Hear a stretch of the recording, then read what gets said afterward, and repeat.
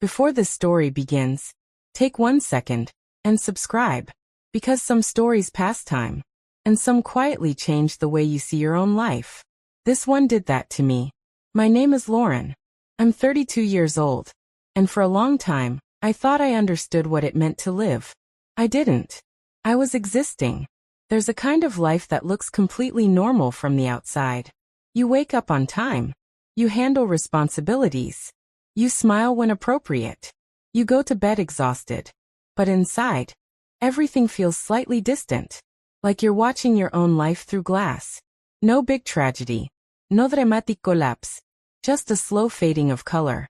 I didn't realize how numb I had become, until the night I tried something harmless. And that's the word people should be careful with. Harmless. Because sometimes the smallest change doesn't improve your life. It exposes it. That I've been married to Michael for 8 years. He's a good man. The kind people describe as solid. Reliable. Gentle. Calm when things get stressful. He remembers appointments, fixes broken shelves, makes sure the car has gas. The type of partner anyone would say you're lucky to have. And I was lucky. That's what made everything harder to understand. We didn't fight. We didn't yell. We didn't threaten to leave. We just slowly stopped reaching for each other. Mornings were predictable. Evenings were quiet. We'd sit in the same room, but emotionally miles apart. Both pretending phones and TV were the reason we didn't talk. Silence is heavy when it stretches for years. Love didn't disappear. It turned into routine.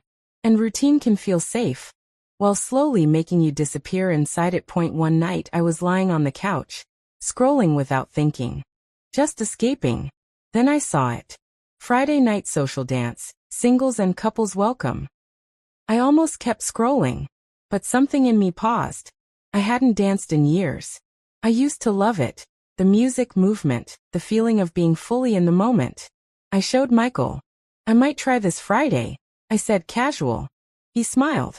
You should. He didn't ask to come. Didn't ask why. He trusted me. And strangely, that hurt more than it should have. The studio was full of strangers, soft lights, music echoing off the floor.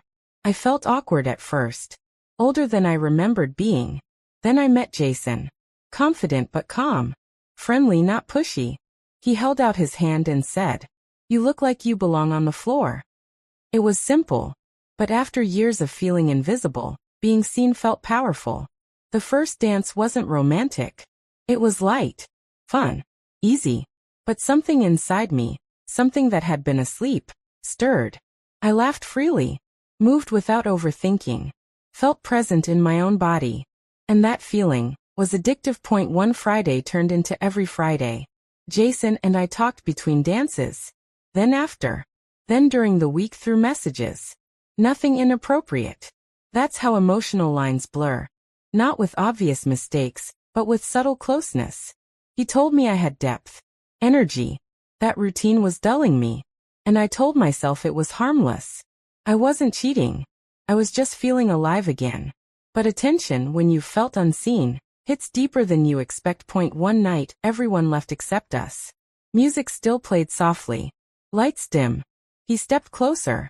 Not suddenly. Slowly. Close enough that I could feel warmth, presence, choice. My mind split.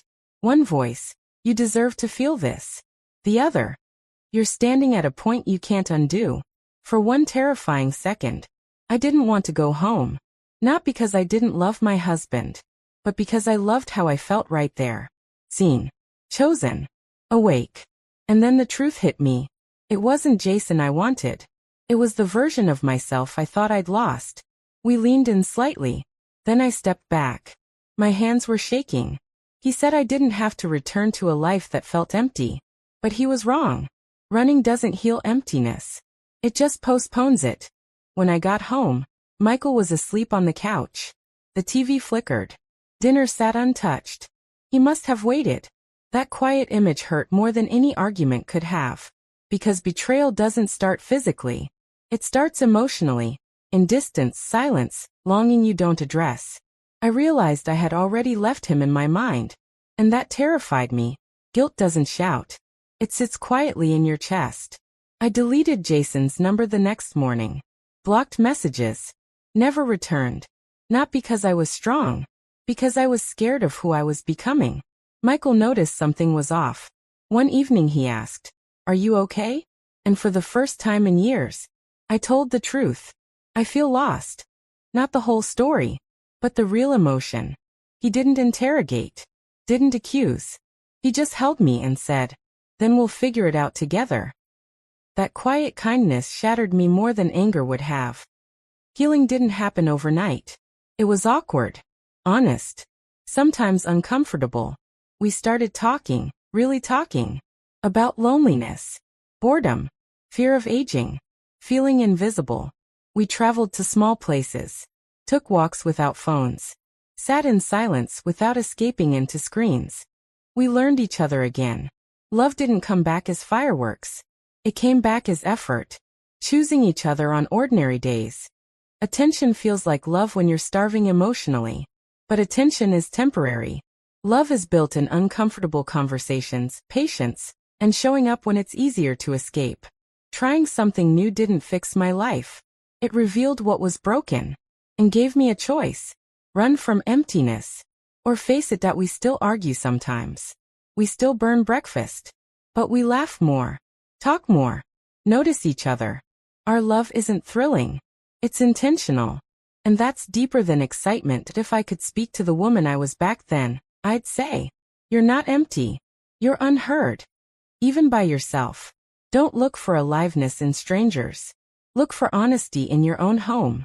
Because transformation isn't about chasing new feelings. It's about confronting the quiet ones you've been avoiding. And maybe that's what growing up really